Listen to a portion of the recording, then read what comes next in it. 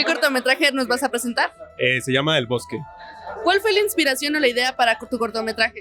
Bueno, la principal idea fue una historia mía de chiquito, pasada a lo que es fantasía. Oye, ¿y tendrás otra idea, otro proyecto que vayas a llevar a futuro a cabo? Sí, claro, tenemos algunas ideas. Bueno, el que presenté fue de fantasía, ya los otros son más de drama, pero ahí estamos trabajando en eso. ¿Por qué deberían de estudiar el Luna Azul? Bueno, claro que sí. En primera, porque es una comunidad muy, muy bonita.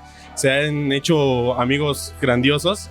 Y creo que el cine es una forma de expresarte de formas muy completas.